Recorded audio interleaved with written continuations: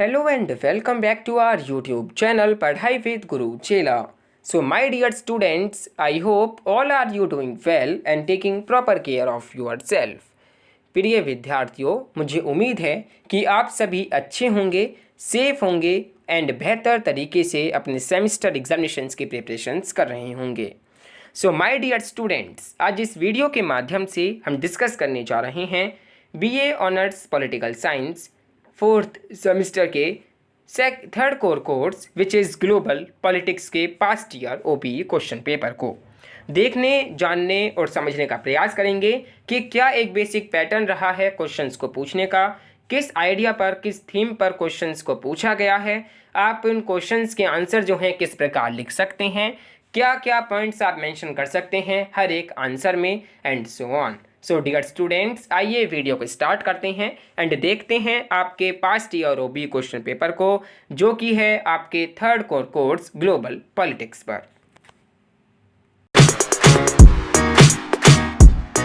सो dear students, आप देख सकते हैं ये है ग्लोबल पॉलिटिक्स का पास्ट ईयर 2K21 का ओबीई क्वेश्चन पेपर, जिसमें मेंशन है this question paper contains 2 printed pages. Then next है योर रोल नंबर यानी कि आपका अनुक्रमांक. देन नेक्स्ट है serial number of question paper यानी कि प्रश्न पत्र का क्रमांक. देन नेक्स्ट है most important thing which is unique paper code. इस सब्जेक्ट का जो यूनिक पेपर कोड है वो है 1232140 देन नेक्स्ट है नेम ऑफ द कोर्स यानी कि पाठ्यक्रम का नाम. आप देख सकते हैं बीए ऑनर्स पॉलिटिकल साइंस यानी कि बीए ऑनर्स राजनीति विज्ञान का ये क्वेश्चन पेपर है. देन टाइटल या फिर नेम ऑफ द सब्जेक्ट की अगर हम बात करें तो ये ग्लोबल पॉलिटिक्स आपके कोर कोर्स का पेपर है. देन स्टूडेंट्स, अगर हम बात करें सेमेस्टर की तो ये फोर्थ सेमेस्टर का एग्जामिनेशन है. देन अगर हम टाइमिंग की बात करें तो 3 आवर्स आपको दिए जाते हैं आंसर राइटिंग के लिए एंड ओबीई फॉर्मेट में आपको एडिशनल 1 आवर दिया जाता है क्वेश्चन पेपर को पोर्टल से डाउनलोड करने के लिए एंड जो आपकी आंसर स्क्रिप्ट है उसको पोर्टल पर अपलोड करने के लिए. सो इस प्रकार आपको टोटल 4 आवर्स जो हैं वो दिए जाते हैं. लेकिन इस बार आपके ऑफलाइन एग्जामिनेशंस हैं जिसमें आपको 30 मिनट्स जो हैं एक्स्ट्रा दिए जाएंगे, यानी कि आपका जो पेपर है वो 3 घंटे की बजाय अब 3.5 घंटे का होगा. देन स्टूडेंट्स, अगर हम मैक्सिमम मार्क्स की अगर हम बात करें तो 75 मार्क्स का आपका ये क्वेश्चन पेपर रहा है एंड इस बार भी जो ऑफलाइन एग्जामिनेशंस हैं वो भी 75 मार्क का ही होगा. देन स्टूडेंट्स, अगर हम नोट की बात करें, यहाँ पर एक नोट गिवन है जो कि स्टूडेंट्स को, कैंडिडेट्स को फॉलो करना है. वो ये है कि आंसर्स में be written either in English और Hindi but the same medium should be followed throughout the paper. इस प्रश्न पत्र का उत्तर अंग्रेजी या हिंदी किसी एक भाषा में दीजिए, लेकिन सभी उत्तरों का माध्यम एक ही होना चाहिए. देखिए, आप सोच रहे होंगे कि हम आंसर्स को हिंदी मीडियम में लिखें या फिर इंग्लिश मीडियम में. सो देखिए, ये आपकी चॉइस है कि आप इंग्लिश मीडियम में लिखना चाहें तो इंग्लिश मीडियम में लिख सकते हैं, अगर आप हिंदी मीडियम में लिखना चाहें तो आप हिंदी मीडियम में लिख सकते हैं. लेकिन आपको एक ही मीडियम जो है, एक ही लैंग्वेज जो है वो आपको यूज़ करनी है थ्रू आउट दी पेपर. आपको आंसर जो हैं एक ही मीडियम में लिखने हैं, चाहे आप हिंदी मीडियम में लिखें चाहे आप इंग्लिश मीडियम में लिखें. ये नहीं है कि अगर आपने फर्स्ट क्वेश्चन को हिंदी मीडियम में अटैम्प्ट कर दिया एंड सेकंड क्वेश्चन को आप इंग्लिश मीडियम में अटैम्प्ट कर रहे हैं.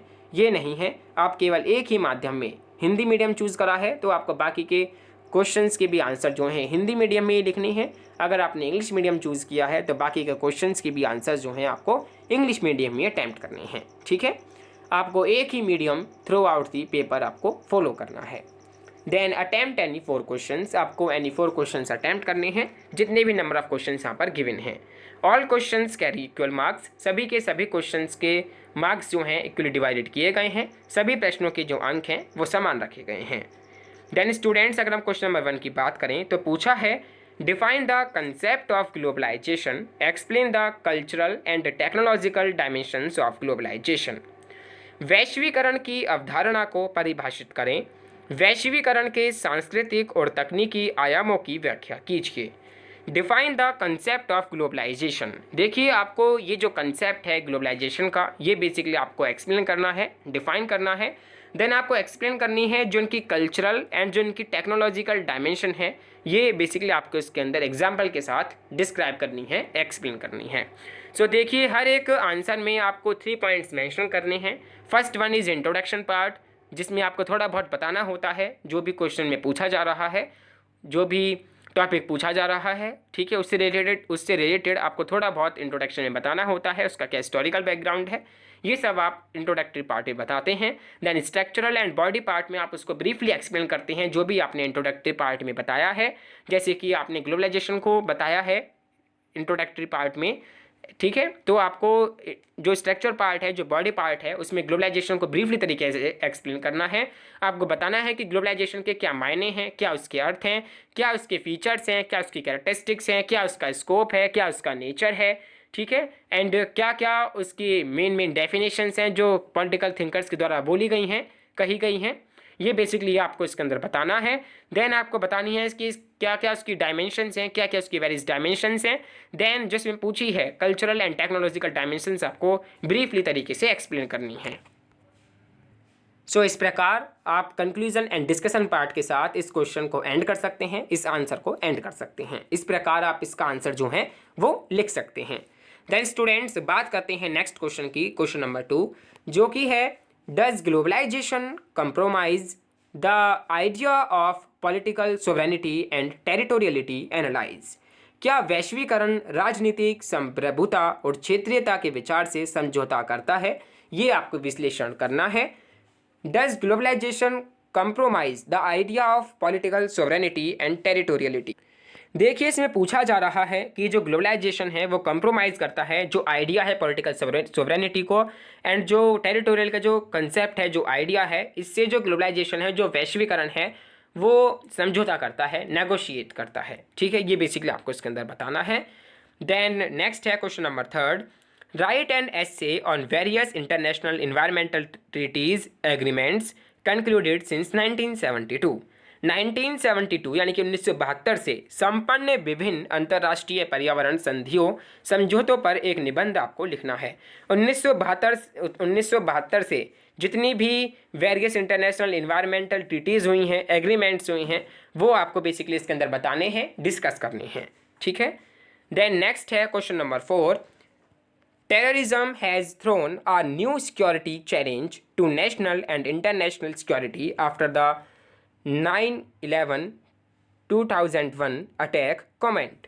देखिए 9/11/2001 के हमलों के बाद आतंकवाद ने राष्ट्रीय और अंतर्राष्ट्रीय सुरक्षा के लिए एक नई सुरक्षा चुनौती पेश की है। ये आपको टिप्पणी करते हुए, आपको कमेंट करते हुए इसका आंसर जो है वो लिखना है।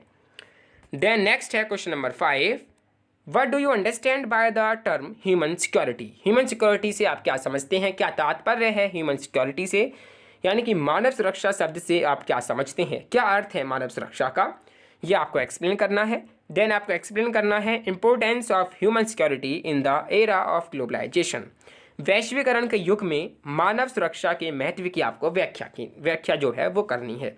आपको बताना है कि वैश्वीकरण के युग में मानव सुरक्षा की जो महत्व है वो उसका क्या तात्पर्य है, ठीक है, मानव सुरक्षा का क्या महत्व है, ये आपको व्याख्या करते हुए आपको एक्सप्लेन करना है, डिफाइन करना है।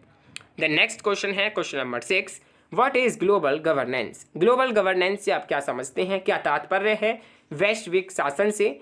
Then are the ideas of global governance and national interest contradictory और कॉम्प्लीमेंट्री कमेंट।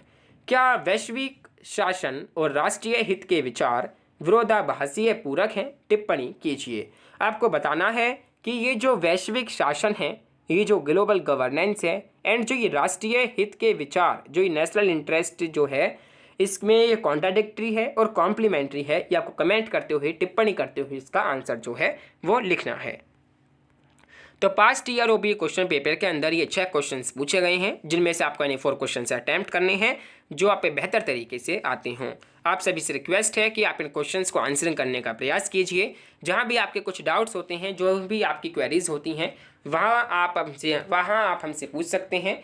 आप हमें via YouTube comment box section में कमेंट करके पूछ सकते हैं। आप हमारे टेलीग्राम चैनल को ज्वाइन कर वहाँ पर भी अपनी क्वेरीज को रख सकते हैं। हम पूरा ट्राई करेंगे आपके कमेंट्स का, आपके डाउट्स को क्लियर करने का। अगर आपको ये वीडियो पसंद आई है तो प्लीज़ वीडियो को लाइक एंड शेयर करना ना भूलें। अगर आप हमारे चैनल पढ़ाई विद गुरु चैनल पर नए हैं तो प्लीज़ नोटिफिकेशन बेल आइकन को प्रेस करते हुए चैनल को सब्सक्राइब करना भी ना भूलें। सो डियर स्टूडेंट्स, इसी के साथ thank you for watching this video. Stay home, stay safe, stay endorse.